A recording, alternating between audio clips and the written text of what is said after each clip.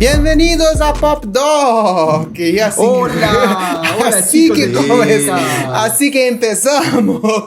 Assim empezamos este episódio de podcast. A gente tá assim hoje, extremamente latinos. Acho que eu nunca senti tanto orgulho de ser latino. No episódio de hoje, obviamente, vocês já viram pela capa, pelo título, falaremos sobre o Super Bowl do Bad Bunny, que aconteceu no último domingo. Aí parou o mundo, parou o Brasil, parou a América Latina, parou a América do Norte, parou todas as Américas e o mundo inteiro. Antes disso, queria passar para dar os recadinhos para vocês, que é o seguinte, aquela coisa de sempre, interagir com a gente nas nossas redes sociais, classificar esse podcast com 5 estrelas ou quantas estrelas puder. E lembrando que sempre temos o nosso Apoia-se e a Aurelo, caso você queira ouvir nossos episódios extras especiais para apoiadores, que inclusive... Se você for inteligente, você consegue entrar na plataforma e conectar diretamente com o Spotify. Olha. Então você consegue ouvir no Spotify os episódios de apoiadores. Você não precisa nem entrar no site. Dá pra fazer isso, vai lá pesquisar como é que faz.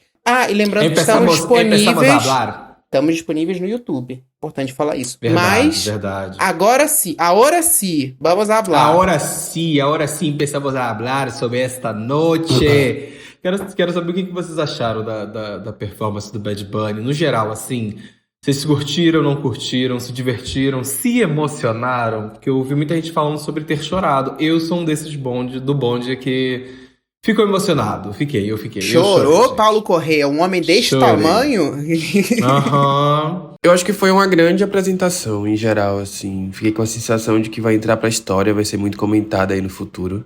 Eu não sei, eu não me identifico muito com os signos de latinidade. Eu acho que tem a ver com o fato do Brasil ser muito isolado em alguns aspectos do resto da América Latina. Mas, entendendo todo o contexto e tudo que tá acontecendo, eu acho que foi realmente emocionante, foi muito tocante, principalmente o final.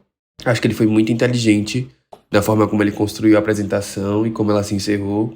E não é à toa que incomodou tanta gente e que chegou em tantos lugares, né? Realmente foi a repercussão, só se falava disso. Até agora, até o momento que a gente tá gravando esse podcast, esse assunto tá repercutindo.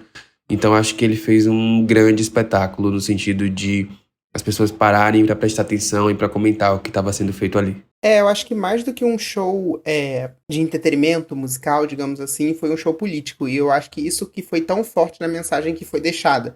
Tirando, né, voz, tirando performance, coreografia, todas as outras coisas que a gente gosta de comentar de música pop, quando você fala que uma apresentação foi tão política, num momento tão importante, geopolítico dos Estados Unidos e do mundo, e aí a gente vê exatamente com as ações do ICE, da imigração, o presidente dos Estados Unidos, como isso está sendo repercutido com o povo de lá, com os imigrantes, e aí você coloca um cara de Porto Rico, que é o maior artista atualmente da música pop, e aí ele traz o reggaeton com ele, traz toda essa latinidade, ele ganhou o álbum do ano, e aí ele chega e faz essa apresentação política no palco do maior show do mundo, porque o Super Bowl ele é assistido aí por 230 milhões, sei lá, de espectadores pelo mundo. É o maior espetáculo do mundo, né? Ali 30 segundos do Super Bowl são 41 milhões. Então, tipo assim, é uma parada muito astronômica, e quando você coloca o pé na porta, além de fazer...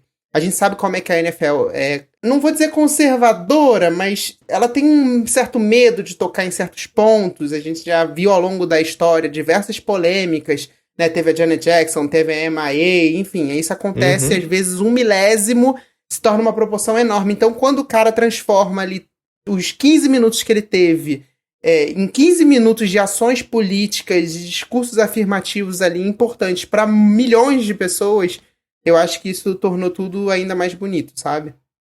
Verdade, hermano. Muito verdade que estás hablando. Mesmo sendo uma apresentação de um porto-riquenho em solo americano, o senso de nacionalidade e consciência latina que ele trouxe para muita gente brasileira, sabia?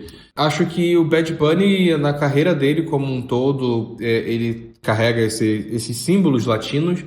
E acho que para a fanbase dele, principalmente aqui no Brasil, que é um artista que tem a fanbase dele consolidados aqui, a gente sabe que a gente tem um monte de ouvintes que, quando a gente fala sobre música, o pop latino, ou quando a gente fala do Bad Bunny, a galera se manifesta. Foi uma coisa que me chamou a atenção sobre esse senso e desse lugar que a gente que muito pouco se debate quando a gente está falando um pouco sobre a América Latina em si, que obviamente inclui o Brasil, e que muitas das vezes a gente se afasta, acho que muito pela barreira linguística também. E como durante anos, a gente faz esse contato com o internacional muito mais fácil e imediatista, tanto direto com os Estados Unidos quanto com países europeus, digamos assim, do que às vezes com os nossos países vizinhos aqui do lado. Então eu senti, no geral, que essa brincadeira que está dominando a internet, principalmente aqui no Brasil, já que a gente trata muito de memes, né? Essa questão de sermos latinos também, sabe? É um debate que eu comecei a ver crescer em muitas pessoas que estavam ali falando sobre cultura, ou falando sobre música pop, ou falando sobre alguma outra coisa com relação em relação à cultura mesmo, que não necessariamente abordava essa temática. Eu acho que é um debate que eu vi principalmente começar a surgir a partir dos vídeos e posts que eu tô vendo na internet, tanto de mídia quanto de pessoas, né, falando sobre o tema. Tem um monte de vídeo, um monte de postagem falando sobre essa performance do Bad Bunny, e sempre quando você vai nos comentários, entra nesse lugar das pessoas querendo entender, mas a gente é latino, eu sou latino, sabe, as pessoas se questionando sobre isso. E eu achei interessante, era um efeito que eu não esperava que fosse gerar um debate nacional brasileiro, pelo menos na bolha da internet, sobre o nosso lugar, né, ao lado dos hermanos. E falando propriamente dito da performance dele, eu achei linda. Esteticamente, eu achei muito bonita as escolhas que ele fez para trazer de estética ali, da forma como foi montado o palco. Eu achei o balé impecável, eu estou apaixonado pelas coreografias. Eu não fui procurar ainda quem foi o coreógrafo, né, desse Super Bowl, mas eu fiquei muito curioso para saber disso, porque eu acho que teve a presença do balé, assim como no da Rihanna, sabe, a presença do balé foi uma coisa assim que, tipo, indiscutivelmente importante, acho que na dele também. E o que está sendo mais divertido para mim nesse pós, para além de, obviamente, dar muito play em Bad Bunny, né? Tô aqui os plays dele no Spotify, óbvio, tiveram aquele clássico efeito de Super Bowl de subir 300 não sei quantos por cento, 400 não sei quantos por cento.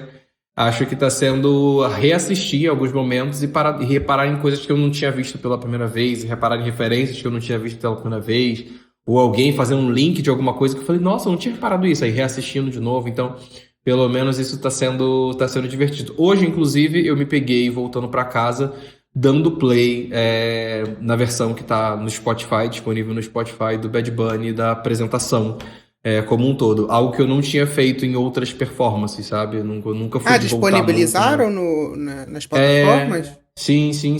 Que tudo. E eu achei isso interessante, porque das outras vezes a gente sempre fica muito preso ao que tá, né, no YouTube, mas dessa vez, se você for lá procurar, né, no perfil do Bad Bunny do Spotify, tá lá escrito Super Bowl 16 Halftime Show Live. Entrou como se fosse um single, obviamente, né, de 13 minutos aí, que é a apresentação toda. O Bad Bunny bateu alguns recordes aí depois desse Super Bowl no Spotify. Hoje ele é o 5º artista mais ouvido no Spotify Brasil, tá com 12 músicas no top 200 da nossa parada, e com DTMF em 3º lugar. Ele é o artista mais ouvido do Spotify global desde a semana passada, e ainda teve a música em espanhol mais ouvida em um único dia da história do Spotify, com 16 milhões de reproduções. O recorde anterior era da Shakira com BZRP Music Sessions, volume 53, aquele que ela faz ali falando sobre a traição. Cheio pro marido. Gente, babado. Eu fiquei sabendo que teve até cantora aí que adiou o lançamento, que ia lançar uma nova versão de vinil, porque o single tá aí querendo ser primeiro na Billboard, e aí fiquei sabendo que adiou para as próximas semanas, porque viu que não tinha pra ninguém. Vai falar mal de loira? Não tô... a falar mal de loira? Eu não estou falando mal, inclusive adoro o single, estou falando fatos do que aconteceu, que foi adiar isso. Acontece. O bom é que o timing pro show do Bad Bunny do Brasil não poderia ser melhor, né? Ele vem no dia 20 e 21 de fevereiro, e aí tá com música no top 10, tá subindo nas paradas. Sempre existiu essa questão dele não ser tão forte aqui quanto em outros países latinos, e eu acho que ele chega num momento em que ele tá no auge aqui também. Essa apresentação todo mundo viu, repercutiu em todos os lugares. Principalmente por causa da transmissão da Rede Globo, né? A gente precisa falar disso também. A Rede Globo transmitiu o Super Bowl. Então foi algo assim que eu acho que inédito, né? A gente nunca teve a Globo. Posso estar enganado, não sei se nunca. Os Super Bowls mais antigos. Foi a primeira vez. Foi a primeira vez que a Globo transmitiu esse evento. E eu acho que isso tem a ver também com essa aproximação que a NFL tem tentado fazer no Brasil nos últimos anos. Sim, então veio muito nesse lugar. O Bad Bunny, ele se apresentando no Super Bowl, ele trouxe muito esse debate pro Brasil, né? Eu acho que essa questão da latinidade, ela é muito interessante porque eu acho que durante muito tempo a gente se questionou, como o Paulo falou, né? A gente se questionou sobre o fato da gente não participar da festa latina, embora culturalmente seja muito parecido. E quando a gente vê a apresentação do Bad Bunny, a gente consegue ver essas semelhanças. Um menininho deitado e dormindo no casamento, gente, não existe nada mais latino. E brasileiro se identifica por isso, que eu tenho certeza que se você não era o garotinho dormindo, era seu primo, era algum conhecido seu. Porque tem coisas que são muito latinas. E ele foi passando essas referências, e aí você vai começando a se identificar. Então é isso, eu acho que tem essa barreira de fato, quando a gente para olhar os países, os outros países latinos de língua espanhola, a gente tem uma certa distância, mas amor, se a gente chega nos Estados Unidos, um americano olha pra gente, a gente é latino. Não tem nem debate quanto a isso. Então a gente a gente faz parte da festa, e eu acho que a gente tá começando a se sentir um pouco mais parte. Entender um pouco melhor isso. Uma coisa que jogaram no Twitter que eu achei peculiar e fiquei reflexivo sobre. Se o filme O Agente Secreto fosse em espanhol, ele teria mais chances de ganhar. Com certeza.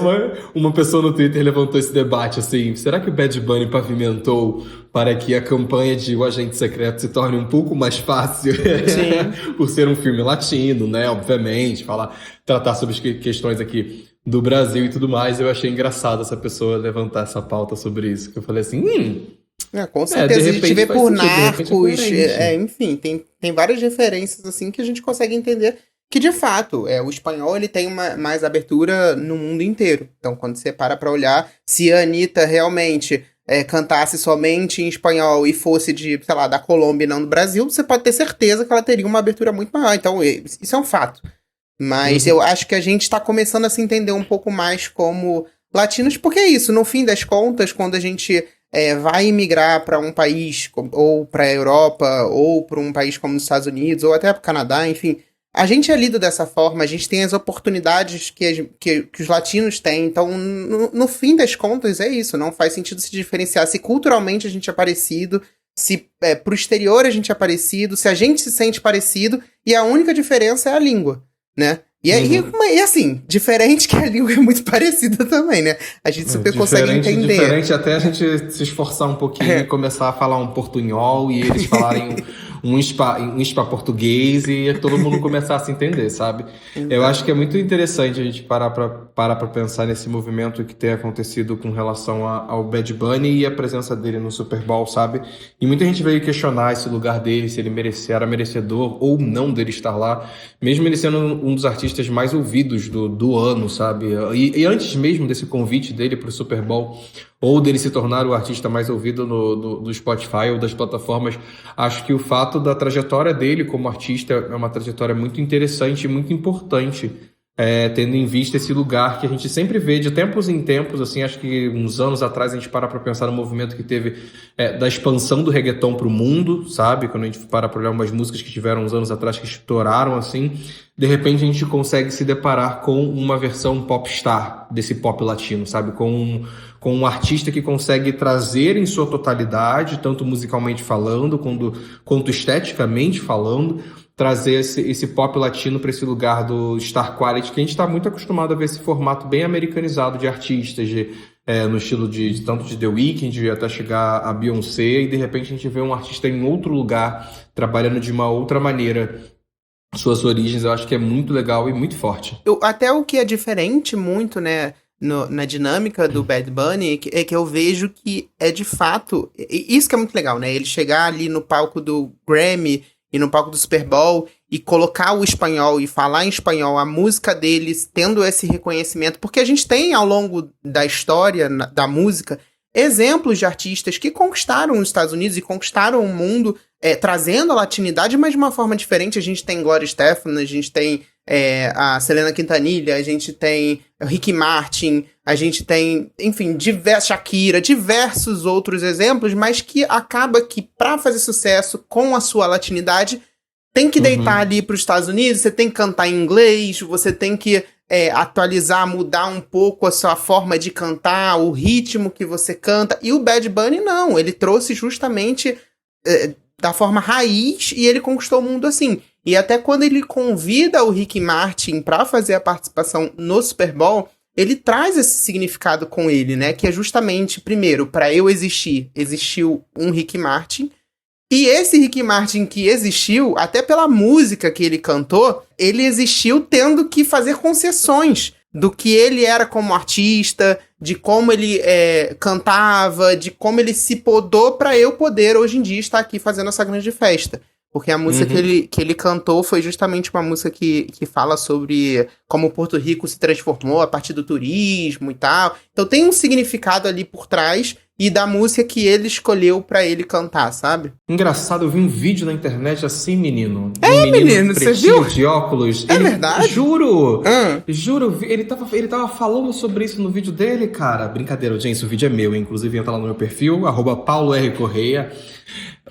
Paulo R. Correia, vai lá dar uma curtida nesse vídeo que eu falo justamente sobre o Ricky Martin. Eu acho que o timing de chamar o Ricky Martin, eu acho que tem uma geração que não lembra, e eu não julgo as pessoas não lembrarem, da importância que teve o Ricky Martin para o início dos anos 2000 nesse lugar do artista homem, principalmente, do homem pop e do homem pop latino. E como ele foi um artista que teve que abrir mão da sua nacionalidade e da sua identidade para poder entrar no mercado americano.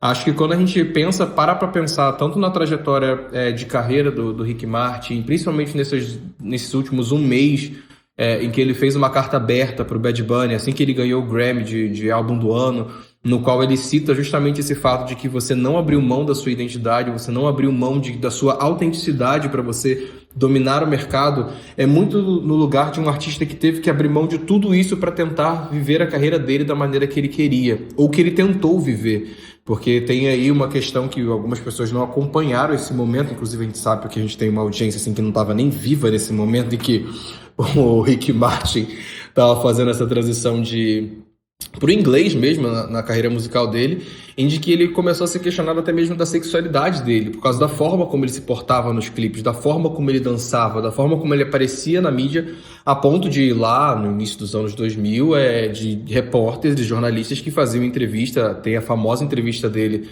com a Barbara Walters, que é uma jornalista americana, que anos depois pediu desculpa, porque durante a entrevista deles dois, ela ficava contestando o tempo todo tanto a masculinidade quanto a sexualidade do Ricky Martin.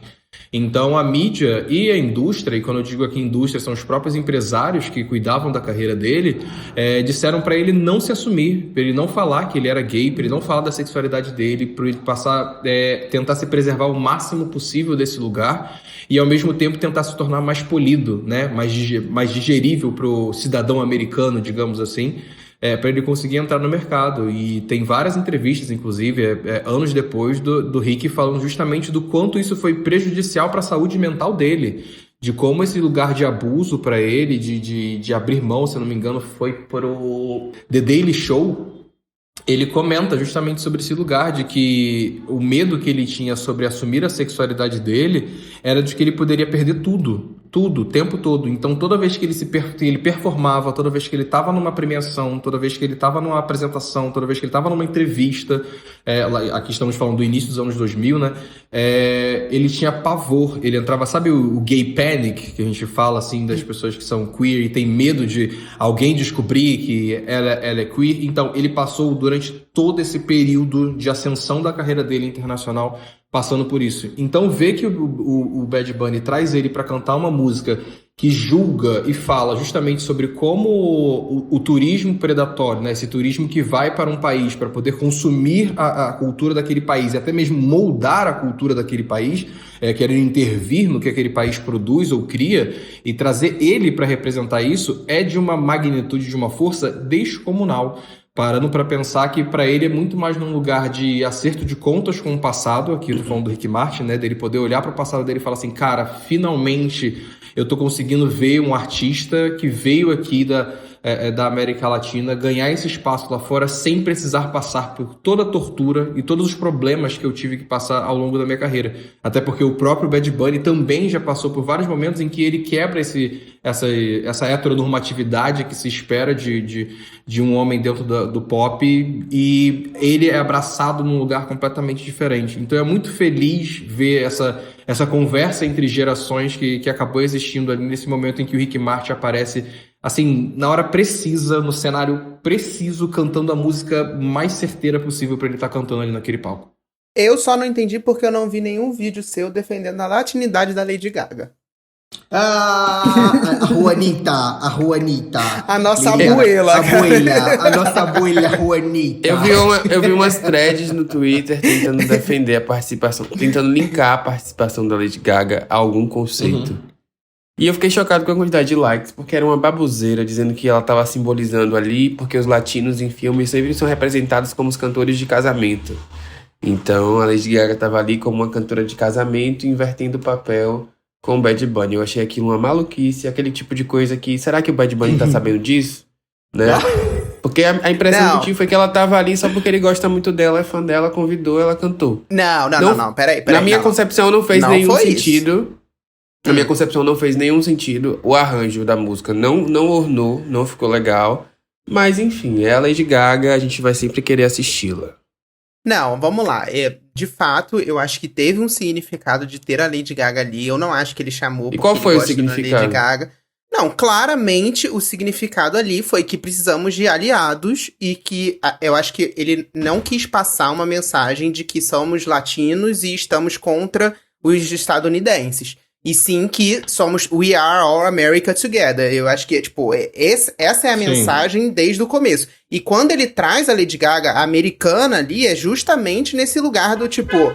Você americano está sendo representado aqui porque você é americano, assim como eu, assim como fulano, assim como a Cardi B, Jessica Alba e todo mundo. Então eu acho que a escolha foi estratégica, não foi tão bem executada de fato.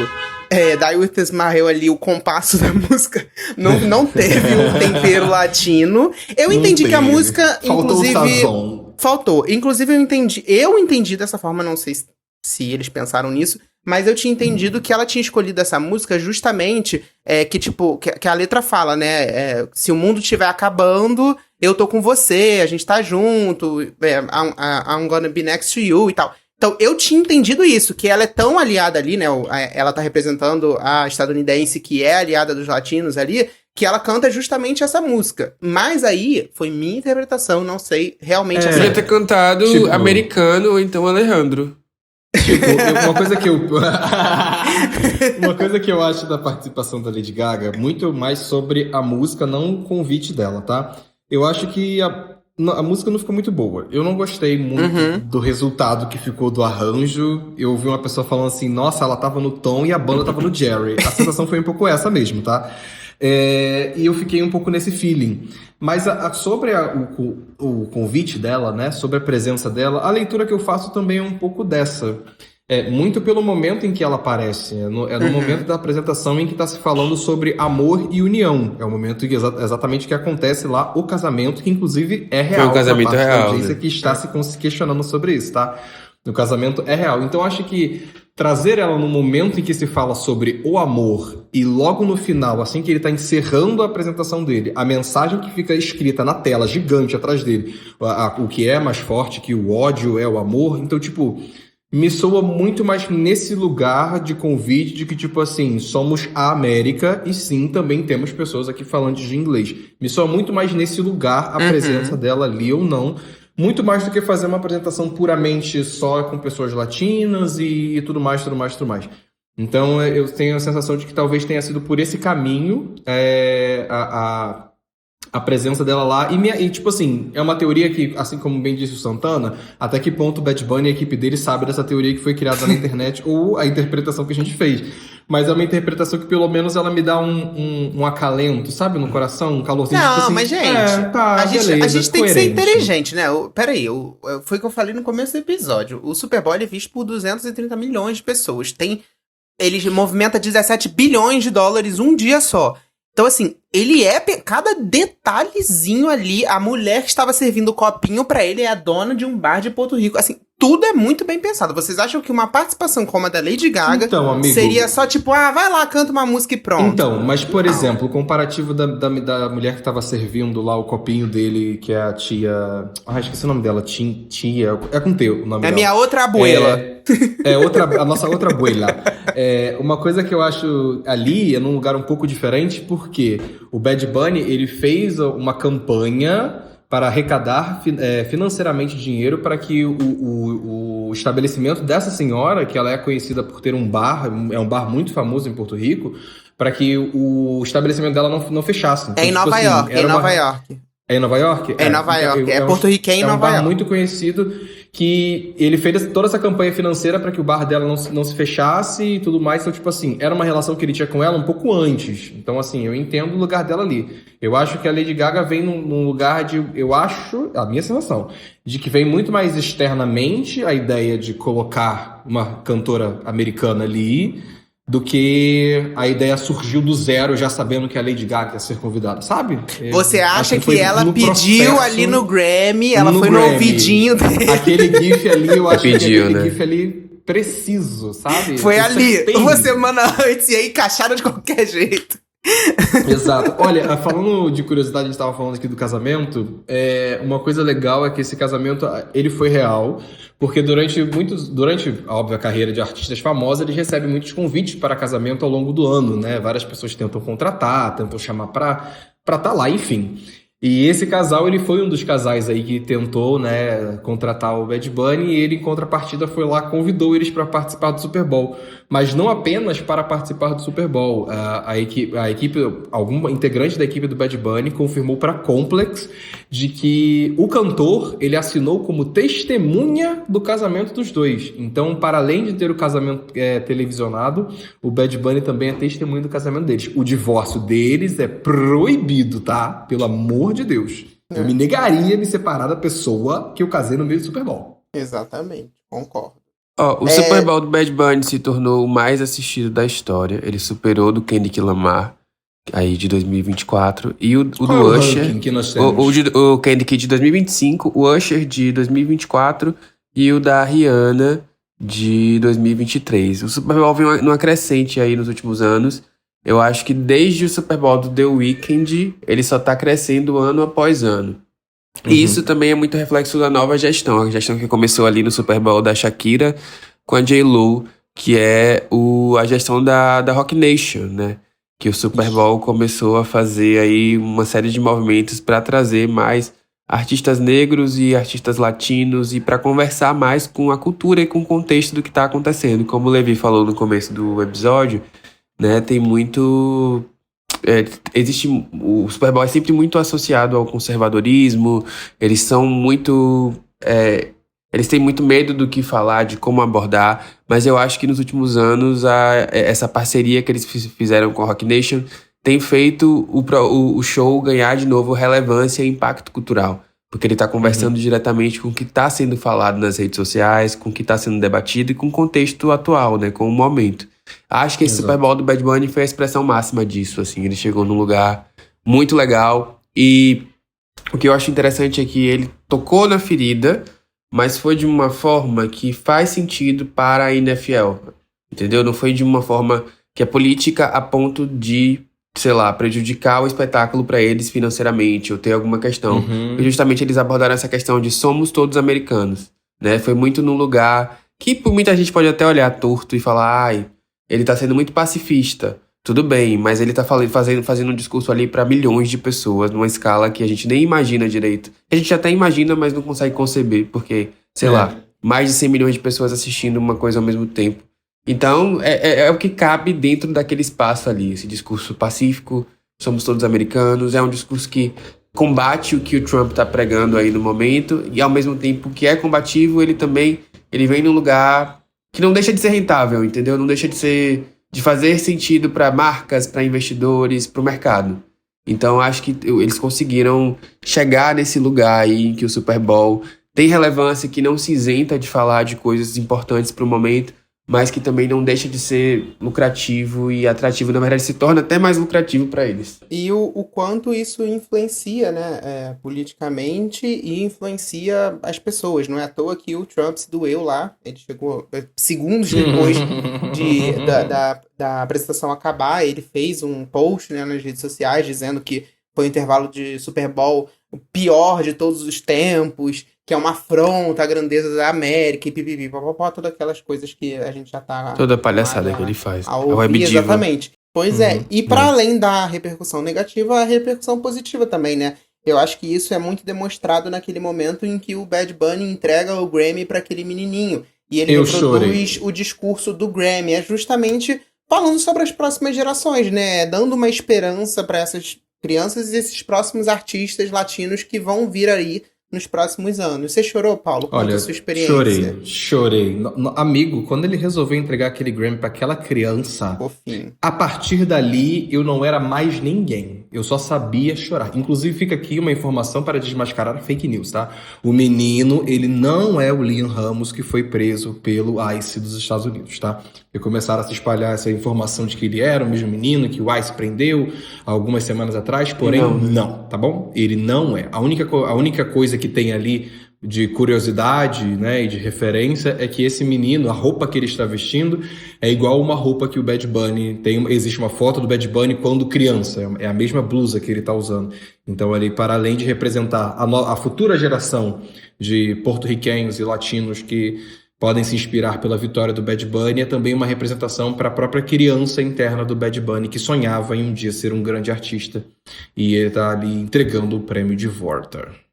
E tiveram diversas outras referências e homenagens ali ao longo, né, que ele vai passando, as plantações de cana, que é um grande símbolo de Porto Rico, a barraca de Pirágua também, que quem assistiu In the Heights, do Lin-Manuel Miranda, vai entender a referência também. A Casita, que foi aonde tinha lá todo mundo, a Cardi B, a Jessica Alba, o Pedro Pascal. Karol G.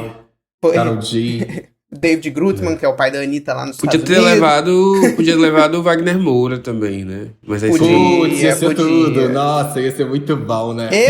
Eu senti falta da Anitta ali, de uma brasileirinha, um brasileirinho ali fazendo a nossa representação. Dela, mas pois é, deve ter sido chamada talvez. Cardi B, né? A Ludmilla tava lá no estádio, ela podia ter descido. Verdade, podia. Enquanto umas ficam aí falando merda, outras, Cardi B estava lá presente na casita também.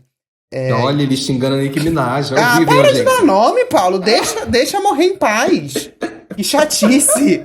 E também a referência dos lutadores de boxe. Inclusive, eu acho que foram 2 lutadores. Eles eram lutadores mesmo. Em que ele passa ali que o boxe, ele é historicamente um esporte... Porto Rico, né? De Porto Rico, que eles são muito destaque e tal. Então, enfim, tem ali ao longo... Inclusive os arbustos, né? Que eu achei maravilhoso. Vocês viram isso? Que eram pessoas vestidas de arbusto. Eram 380 pessoas vestidas de arbusto, porque a NFL ela tem uma limitação de quantidade de carrinhos que podem adentrar o campo para montagem de palco. A nova legislação dele só permite que apenas 25 estruturas por carrinho entrem no campo e, obviamente, né, não teria como conceber aquela quantidade de grama em apenas 25 carrinhos, sendo que ia ter que colocar a casita, colocar o carro que ele sobe em cima também conta como isso, porque tem roda e tudo mais. Então a designer de palco, que é a mesma responsável pelo palco da Beyoncé e o palco da Lady Gaga no Super Bowl, ela teve essa ideia de colocar pessoas vestidas, porque a quantidade de pessoas é um pouco maior, né? Eu tô aqui 380 estavam vestidas ali de cana-de-açúcar e mato alto, para poder fazer aquela composição de matagal que a gente assistiu.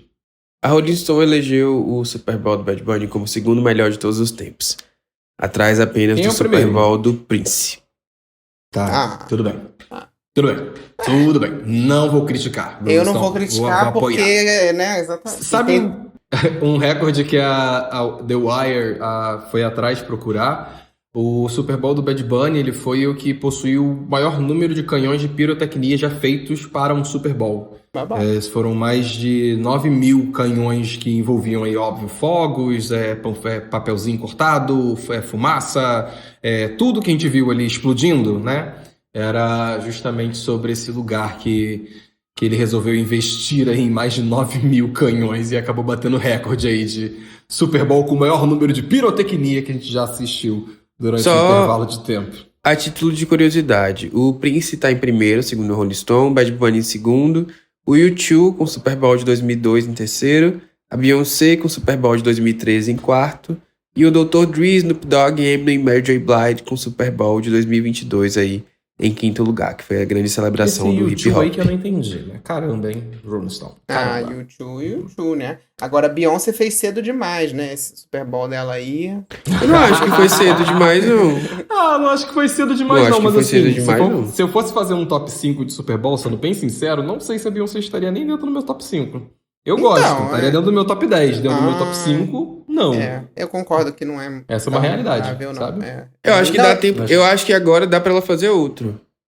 Mas. Parece. Não vai fazer. Mas não você dizer que fez cedo demais, não acho não. Não, vamos lá, deixa eu só me corrigir. Cedo demais, não pra carreira dela, eu acho que ela tinha tempo suficiente, até tinha passado do tempo dela fazer. Cedo demais no sentido de que Formation, enfim, Lemonade, todos os últimos álbuns extremamente icônicos da Beyoncé foram lançados depois disso, né? É isso, mas também ninguém poderia prever que uma carreira de 20 anos teria aí mais um auge depois disso, né? Exatamente. Não tinha como. Vários auges. Isso aí é verdade. E aí eu queria só finalizar citando sobre o Bad Bunny, citando sobre... Eu queria ouvir a teoria de vocês, se vocês têm alguma coisa a dizer sobre isso, sobre o medo, né, que tava nos olhos dele, que muita gente comentou nas redes sociais. Ele, inclusive, que até o momento que a gente tá gravando esse episódio, ele tirou as fotos das redes sociais, apagou todos os posts, ele está sumido, ninguém viu ele, ninguém sabe onde é que ele tá. E saíram os vídeos dele saindo do palco. Primeiro que ele acabou a apresentação de uma forma muito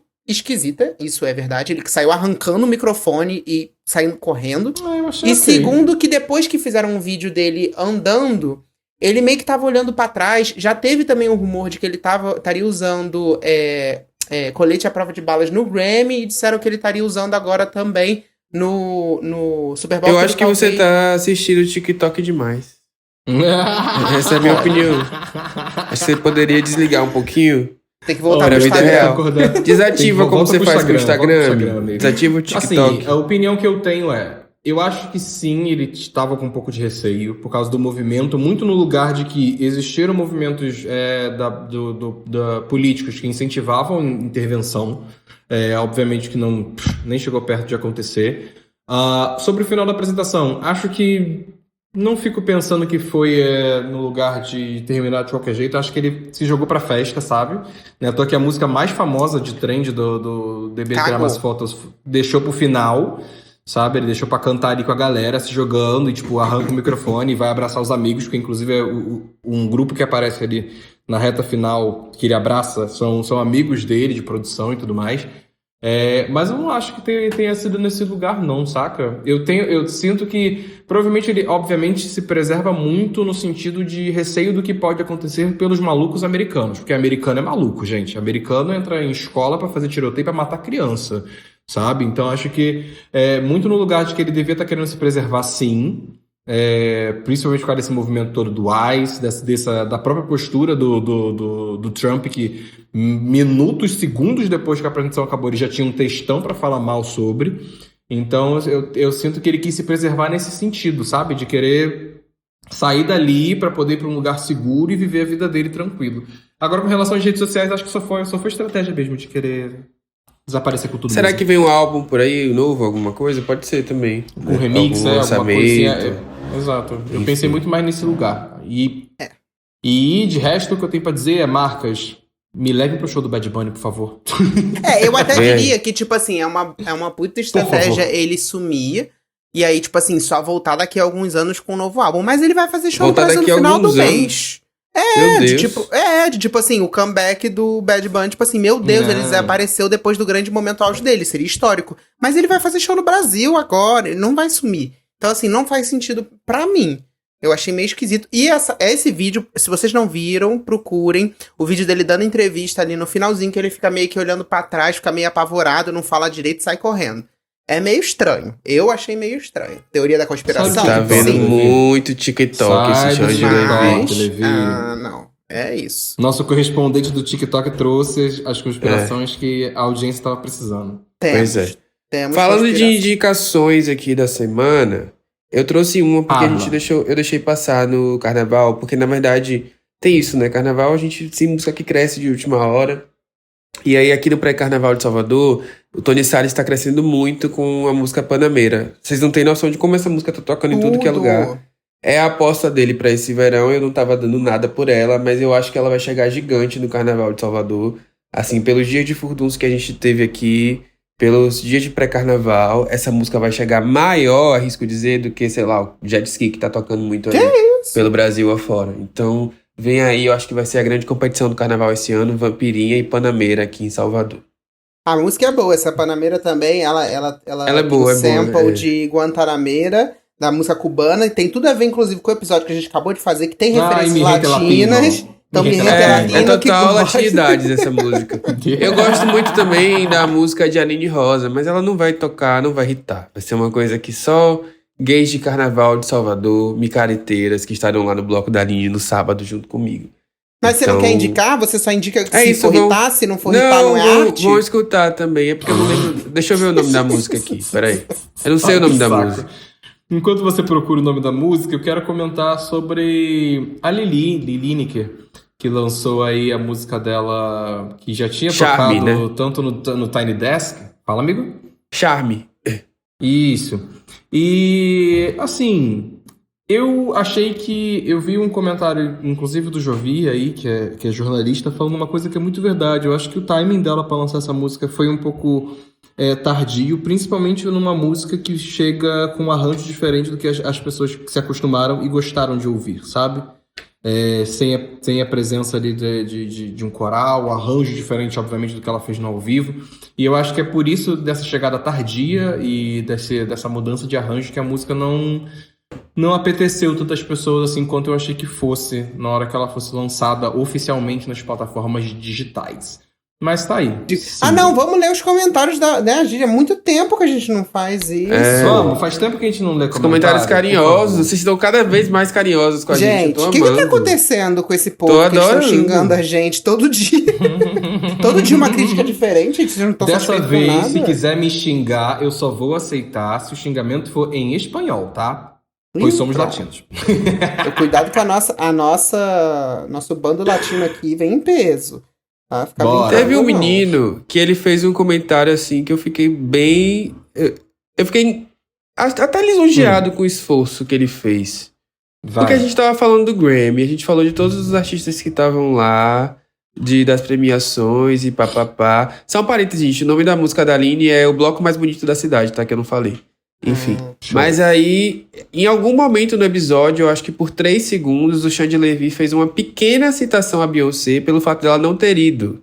Tu lembra que você falou, Xande Levi? De ela não ter ido? Foi, que eles estavam dando o álbum do ano, e aí que era pra a Beyoncé ir entregar o álbum do ano, mas aí ela obviamente não ia sair de casa e chamaram Harry Styles. Foi isso, entendi. Ele falou que ela não sai de casa pra entregar prêmio. E aí o nosso querido Pedro Bacelar, ele comentou, gente, mas a Beyoncé não foi ao Grammy não porque ela não sai de casa pra entregar prêmio. Ela não foi porque o Jay-Z está afogado em polêmicas com novos arquivos do Epstein. Tá difícil ficar do lado deles. Vamos ser coerentes, né? Não dá pra passar pano pra um caso cheio de coisas horríveis como esse. Meu querido Pedro Bacelar, primeira coisa... A gente tá falando de um episódio que é sobre o Grammy. O Jay-Z estava no Grammy? Não estava. A Beyoncé também não estava. A gente fez uma mera citação de 3 segundos, Xande Levi que fez, em tom de brincadeira, pelo fato dela não ter ido. E ela sempre se ausenta de várias premiações importantes há muito tempo. Né?